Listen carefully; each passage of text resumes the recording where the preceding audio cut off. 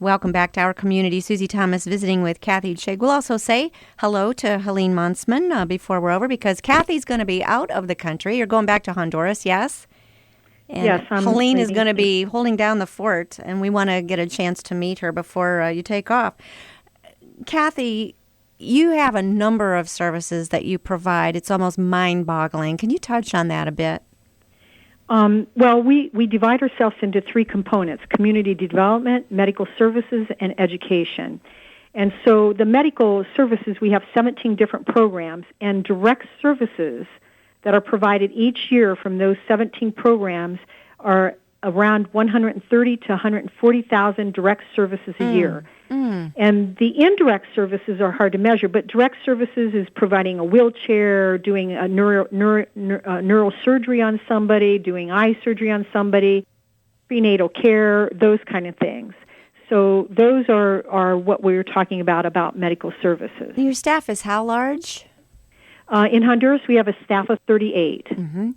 Do you accept volunteers to go down? You mentioned J.C. Tabbitt. I'm thinking of some people who would, they're medical professionals, and I know they would love to be able to donate their time. Do you work with volunteers as well, or this is pretty much full-time? You are filling the gap in of the other volunteer organizations? No. Yes, we do take volunteers in Honduras and also in the United States here. We sort about $2 million worth of medical supplies a year in our facility in Oroville. And we have 4 employees here in the United States, 5 with me. And in Honduras, we have 38. The volunteers, we take expertise that we match to the expertise in Honduras. Mm-hmm. So if we have an eye surgeon in Honduras, we look for an eye surgeon here in the United States that can work directly with him. And that trickles down to everything we do. So in every single program, we have a counterpart. The neurosurgeon's counterpart is J.C. Tabbitt out of Altman Hospital. Okay, respiratory therapy is Tim Larson, who also works out of Altman Hospital. We have Paul Crowley, a urologist that works out of Worcester Community Hospital. John Thomas has been with us 20 years. He just retired.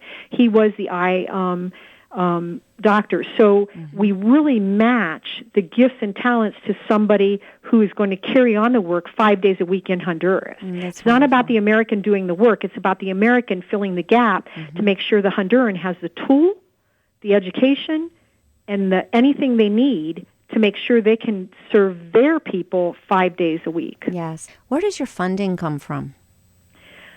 Boy, most of our funding is all from small family foundations. I mean, we do churches and small family foundations is at least 95% of what we get. We do have some contracts with Vanderbilt that we're doing gastric cancer research, and we've been doing that since 2001.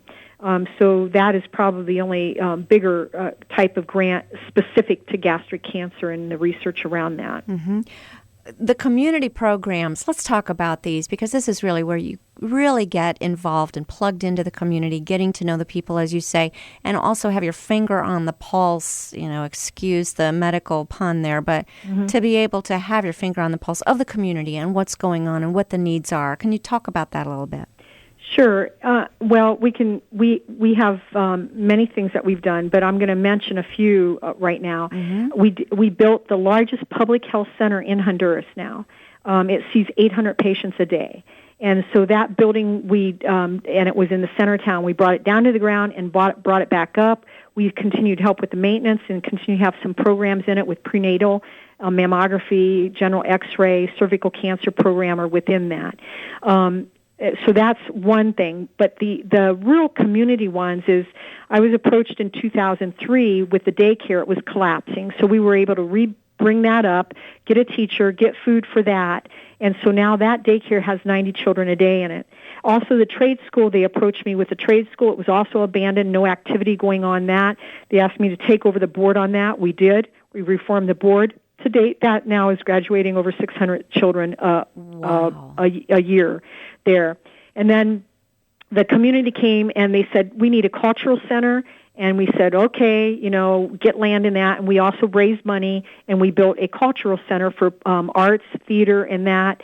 And simultaneously, at the same time, the community came to me, the mayor's office came to me and said, hey, listen, we have this abandoned shell without a roof or anything, and there is no gym, there is no covered gym in the Western Hemisphere of Honduras.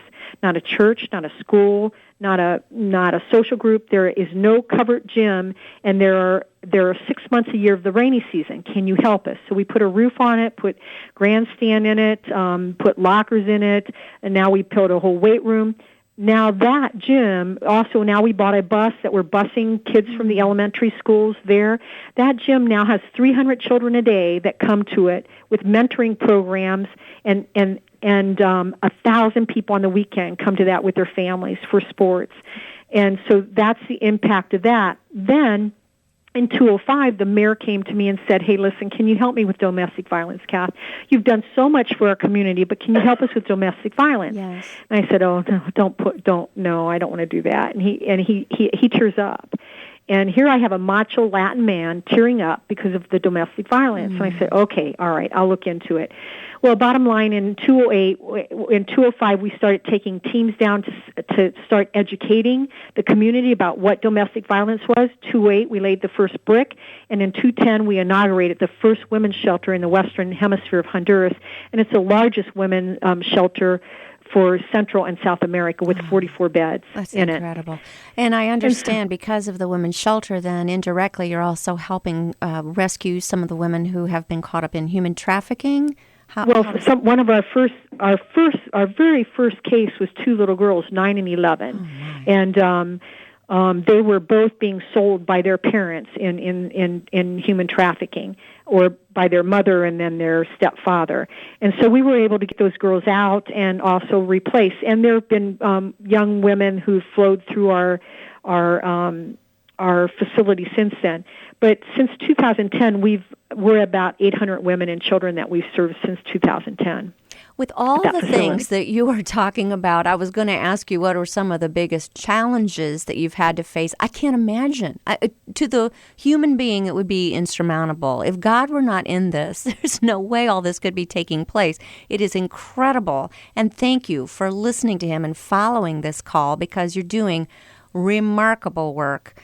Can you talk about, though, a little bit about some of the challenges that you've had to face in setting up this new way of approaching public health?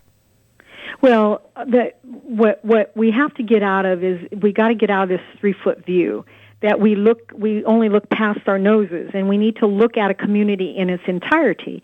And when you look at a community in its entirety, you're looking at the services that it has to provide. How are we going to get those kids off the street? How are we going to keep them safe from gangs? Well, you start in the daycare. And then at the daycare, you have children that aren't going to go to college. You make sure they have a trade. And you need to have a place for them to play that's safe off the street with adults monitoring and that. So you get a gym. And you have children that are not left-minded, they're right-minded. They like arts and theater. That's normal. That's their behavior. You get the cultural center going. You take that package and you put it all together, and the outcome is the right now, or this is about 3 years ago, and I apologize for the old statistics.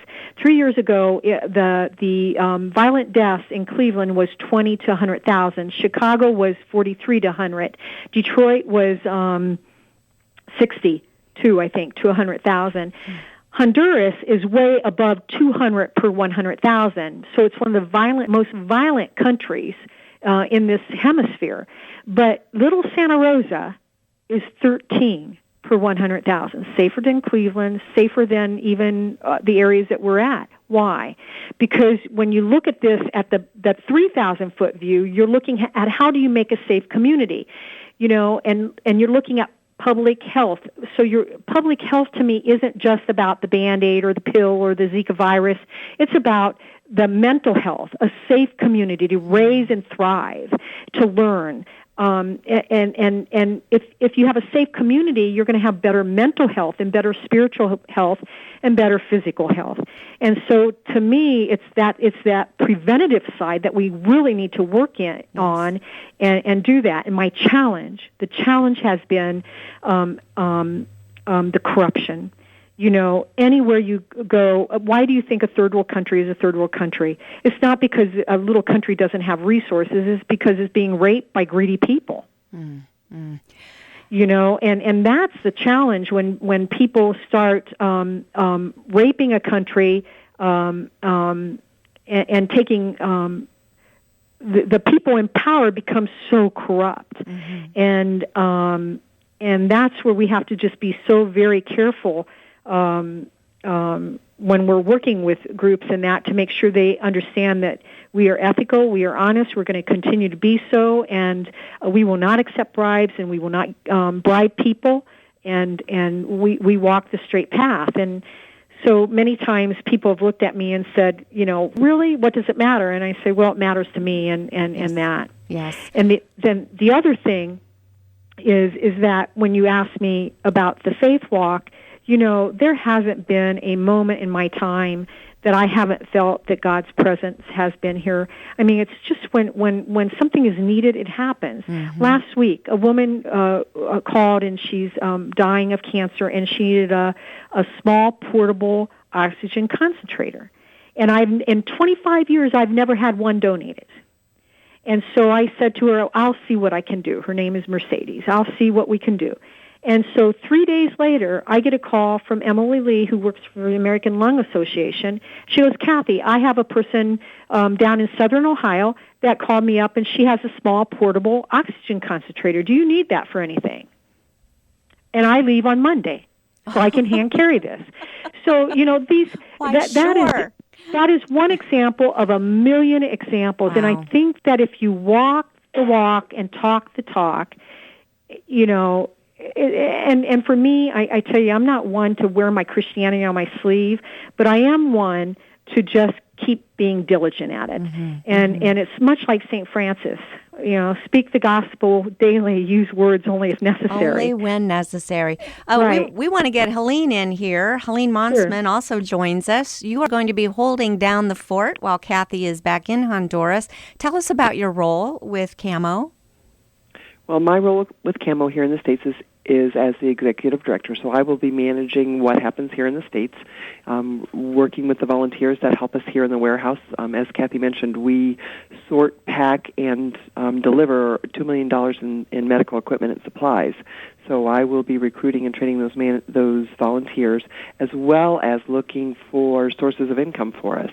As Kathy had stated, that we are many of our resources come from the surrounding territory. So my goal is going to be to raise awareness about what we do and the impact of what we do, and then hopefully be able to raise more funds. One of the things that Kathy didn't have a chance to mention is that the Ministries of Health had come to her to ask her about administrating the third largest hospital in the country, the largest in the Western Hemisphere. So with the currently we are looking at the diagnostics of that, and we haven't agreed to that yet, but it is on the horizon. Just incredible. Also, Go ahead. It is. Part of our 5-year strategic plan, when our boards came together, our Honduran and American boards had come together, they had hoped to establish an Academy of Higher Learning so that we can teach medical standards. And that, because, as Kathy had said, sometimes God just lays the work, we thought that was 5 years out, and it happened in a matter of months. It's a crazy story how it happened, and I'll let Kathy share that with you because she's much better at those stories. But she's going to need to, unfortunately, we're out of time, and we are going to just have to have both of you ladies back. This is just incredible, and all taking place right here. What is the best way to reach you both if people want to volunteer or contribute in any way? The best way to reach us is to call me. They can call our office at 330-683-5956. They can also find the story of Nixon by finding our Facebook page at Central America Medical Outreach, and they can go to our website at camo.org. There is on our website a contact form that they can reach out to us that way, as well as they can reach out to us via Facebook as well. Just awesome. Kathy Chig and Helene Monsman, thank you so much for all you're doing in our community. Thank you.